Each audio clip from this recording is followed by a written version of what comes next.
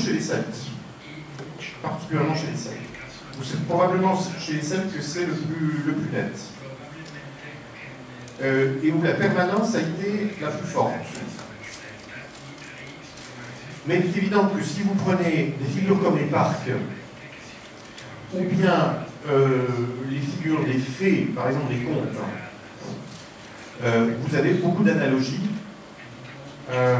sur ce plan, avec parfois des présences de motifs comme l'importance du fil,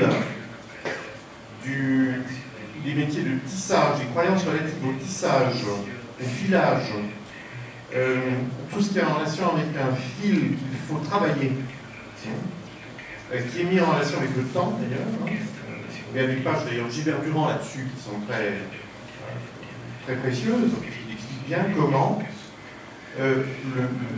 les métiers, certains métiers de tissage, du filage contiennent une métaphore du temps et du destin. Et les fées, dans les contes, portent souvent des quenouilles, accomplissent souvent les travaux de filage, de tissage, voire de lavage aussi. Lave du linge, et en particulier le linceul dans lequel on va envelopper les morts. C'est pour ça qu'il est de très mauvais augure d'entendre les fées en train de battre du linge, de nettoyer du linge, en battant le linge, etc. Parce que c'est en fait l'annonce de sa propre mort. Souvent dans les contes, il y a des thèmes de ce genre. Donc les fées sont les divinités du destin, de la même façon que les parcs sont spécialisés évidemment dans le destin, dans l'influence sur le destin des hommes.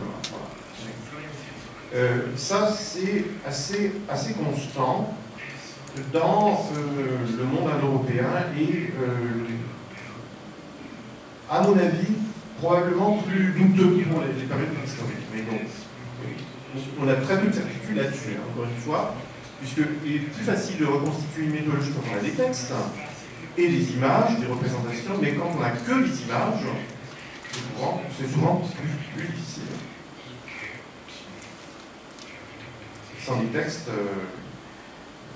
il y a une difficulté de l'interprétation qui peut être plus grande. Mais il faut bien dire aussi que les textes mythologiques sont rarement des textes à l'état pur, y compris ceux de la mythologie grecque ou de la mythologie classique romaine, parce que c'est